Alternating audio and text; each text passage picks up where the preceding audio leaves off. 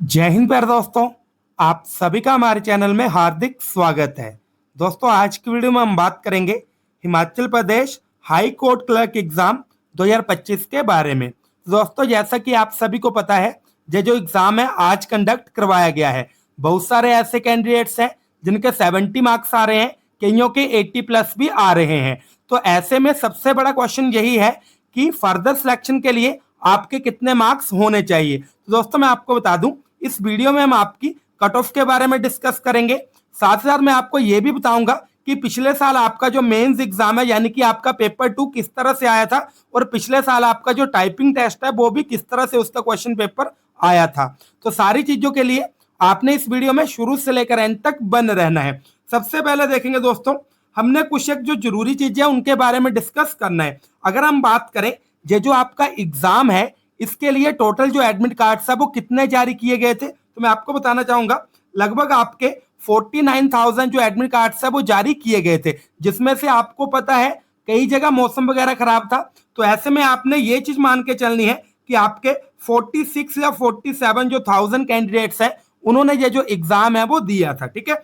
अब दोस्तों अगर हम बात करें एग्जाम के लेवल की, तो आपने भी देखा होगा, आपने भी जज किया होगा, आपने भी एनालाइज किया होगा, ये जो आपका एग्जाम है वो काफी ज्यादा इजी लेवल का पूछा गया था। अब देखेंगे दोस्तों, आपने कई जगह देखा था कि आपको बताया जा रहा है कि आपकी जो कट ऑफ है वो 85 प्लस रहेगी। तो मैं आपको यहाँ पे एक फैक्ट बताना चाहूंगा, जब भी हम आफ्टर एग्जाम अपना क्वेश्चन पेपर सॉल्व कर रहे हैं तो हमें काफी ज्यादा इजी लगता है, लेकिन वही एग्जाम जब आप एग्जामिनेशन हॉल में कवर करेंगे या फिर सोल्व करेंगे तो आपकी जो गलतियों की गुंजाइश है वो हो जाती है। तो जितने आपको अगर 85 मार्क्स बताया जा रहा है कि बड़ा इजी लेवल का एग्जाम था, तो मैं आपको बताना चाहूंगा जो कैंडिडेट एग्जामिनेशन हॉल में एग्जाम दे रहा हो उसी को पता रहता है कि जो एग्जाम का एक्चुअल लेवल है वो क्या था। तो ये जो चीज है आपने मान के चलनी है। अब दोस्तों अगर हम देखें यहाँ पे आपके जो एवरेज मार्क्स है वो कितने रहते हैं, तो मैं आपको बताना चाहूंगा एवरेज मार्क्स आपके 60 रहते हैं।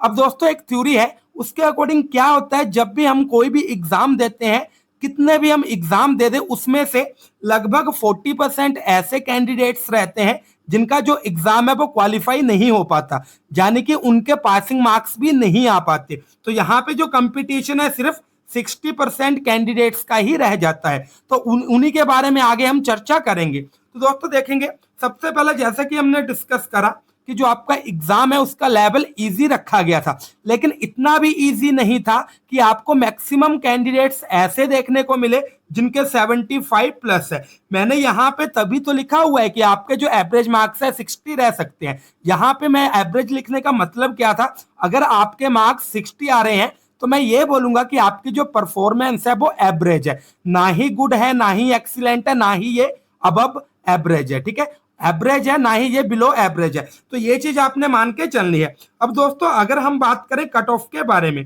तो मैं आपको एक नंबर देना चाहूंगा। अगर आपके जो मार्क्स है वो जनरल कैटेगरी में 75 से लेकर 78 आ रहे हैं तो 101% आपकी जो सिलेक्शन के चांसेस है वो बन जाएंगे। ठीक है, चाहे हम किसी भी कैटेगरी की बात करें, चाहे हम एससी की बात करें, ओबीसी की बात करें, ईडब्ल्यूएस की बात करें, एसटी की बात करें, या फिर इंसरलेटर जो बीपीएल रहते हैं उनकी बात करें, तो मैं आपको बताना चाहूंगा अगर आपके 70 मार्क्स है तभी आपने खुद को सेफ मान के चलना है। अब ऐसा भी नहीं है कि इसमें आपकी जो कट ऑफ है वो 85 प्लस जाएगी। मैंने किसी की वीडियो देखी, वो क्या कर रहे थे, उन्होंने पोल करवाया हुआ था और उसमें टोटल जो वोट्स है वो कितने आए हुए थे, 100। फिर उसी के आधार पर वो जो फाइनल आउटपुट है वो आप सभी के सामने रख रहे थे। हालांकि मैं हर एक टीचर की रिस्पेक्ट करता हूं, लेकिन फिर भी ये जो चीजें आप खुद ही समझ जाया करो कि अगर आपके पास सैंपल साइज सिर्फ 100 कैंडिडेट्स का हो तो आप खुद सोचिए आपको जो एक्यूरेट रिजल्ट है वो किस तरह से मिलेगा। जबकि ये जो एग्जाम है इसको आपने मान के चलना 45,000 प्लस जो कैंडिडेट्स है उन्होंने दिया है। ठीक है, तो आपने अभी के लिए ये मानना है। मैं आपको बताना चाहूंगा मोटे तौर पे, अगर आपके 77 तक मार्क्स है तो आप हर एक कैटेगरी पे सेफ हो। इसके अलावा दोस्तों अगर हम बात करें, अगर आप ओबीसी कैटेगरी से बिलोंग करते हो तब आपको 75 चाहिए, एससी वगैरह के लिए भी 75 ही चाहिए। इसके अलावा दोस्तों मिनिमम जो आपके हैं विद बीपीएल तो भी आपके 70 मार्क्स तो होने ही चाहिए। तो ये जो चीजें आपने अपने माइंड में जरूर रखनी है। अभी दोस्तों ये चीज तो आपको पता लग गई। अभी बहुत सारे ऐसे कैंडिडेट्स हैं जिनकी जो सिलेक्शन है फर्दर प्रोसेस के लिए हो पाएगी। अब उनको मैं बताना चाहूंगा आपका जो मेंस का एग्जाम है वो किस तरह से आएगा। तो मैं अभी आप सभी के सामने मेंस का जो एग्जाम है वो लाऊंगा, लेकिन उससे पहले आपने ये चीज समझ लेनी है कि इसका जो पैटर्न है वो हल्का हल्का चेंज होता रहता है, ज्यादा चेंजेस नहीं आते, 4-5% जो चेंजेस है वो आते हैं। ठीक है, तो आपने उस चीज को समझना है। फिर उस जो आप मेंस का एग्जाम देखोगे, फिर उसके बाद मैं आप सभी के सामने जो पिछले साल का टाइपिंग एग्जाम था या फिर टाइपिंग टेस्ट का क्वेश्चन पेपर था वो भी आप सभी के सामने लाऊंगा। तो ये जो चीजें आपने अपने जो फ्रेंड्स हैं उनके साथ भी शेयर करनी है ताकि उनकी भी जो हेल्प है वो हो सके।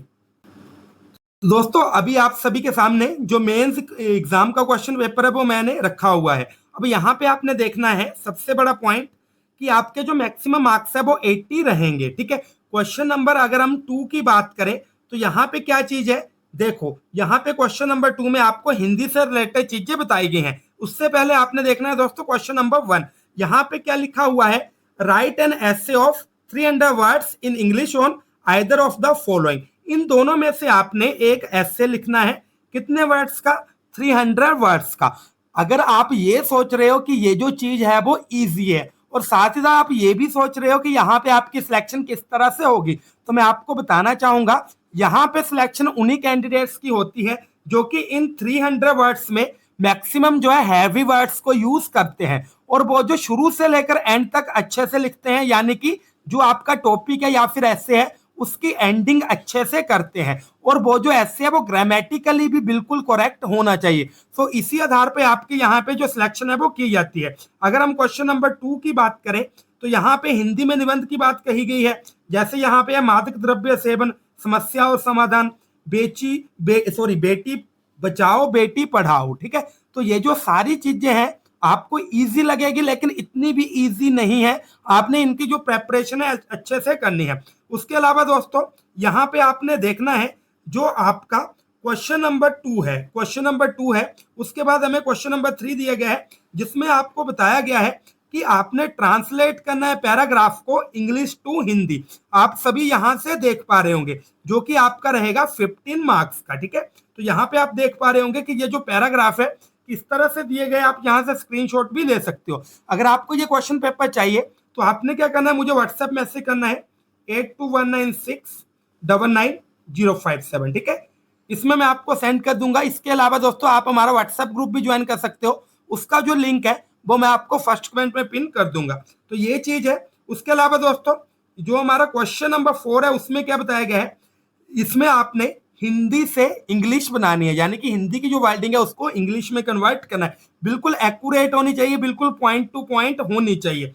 अगर हम बात करें क्वेश्चन नंबर 5 की तो इसमें आपको जो टोटल है 20 क्वेश्चन दिए गए हैं। यहाँ पे आपके एमसीक्यू टाइप है, इसमें आपको ऑप्शंस तो नहीं दिए गए, आपने अपना जो आंसर है वो लिखना है, यानी कि यहाँ पे ऑब्जेक्टिव टाइप क्वेश्चन है। ठीक है, जैसे who is known the father of computer, type of storage is in a compact disc. ठीक है, तो ये जो चीज है वो आपको बताई गई है। मैं आपको बताना चाहूंगा यहाँ पे ये जो लेवल है आपको बिल्कुल इजी ही देखने को मिल जाएगा।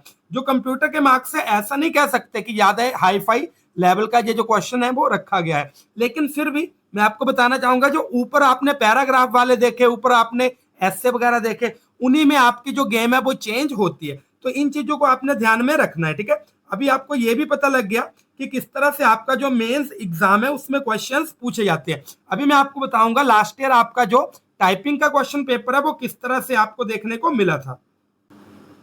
तो दोस्तों आप यहाँ पे देख पा रहे होंगे, आप सभी के सामने अभी जो आप स्क्रीन पे देख रहे हैं वो है आपका टाइपिंग टेस्ट का क्वेश्चन पेपर। ठीक है, आपको टाइम दिया गया था 10 मिनट्स का। आप यहाँ से ये जो आपका क्वेश्चन पेपर है इसकी प्रैक्टिस भी कर सकते हो, क्योंकि सबसे पहले आपको इस टच में रहना पड़ेगा कि आपको वर्डिंग किस तरह से पूछी जा सकती है। अब कई बार ऐसा भी होता है कि आपको जो वर्डिंग है वो काफी ज्यादा लंबी दी गई हो, जो उसमें कई ऐसे वर्ड्स हो जिनके जो स्पेलिंग्स वगैरह है वो काफी ज्यादा कंफ्यूजिंग हो, जिनको आप देख के भी बार बार पढ़े तभी आपको पता लगे। ठीक है, तो इस तरह से ये आप सभी के सामने आपका क्वेश्चन पेपर है। तो ये जो चीजें हैं वो आपने माइंड में रखनी है। अब दोस्तों मैं आपको बता दूं, अगर आप इन फ्यूचर ये जो एग्जाम है इसको भरने की सोच रहे हो तब भी आपके लिए वीडियो इंपॉर्टेंट है। साथ ही साथ अगर आपने इस साल ये एग्जाम दिया है तब भी आपके लिए इंपॉर्टेंट है। आपने वीडियो में दी गई जो इन्फॉर्मेशन अगर आप उससे संतुष्ट हो तो आपने ज्यादा से ज्यादा लाइक करना है, अपने फ्रेंड्स दोस्तों मित्रों के साथ इसको ज़्यादा से ज़्यादा शेयर करना है। तो दोस्तों मिलते हैं किसी अगली वीडियो में, तब तक के लिए थैंक यू। जय हिंद, जय भारत, जय हिमाचल।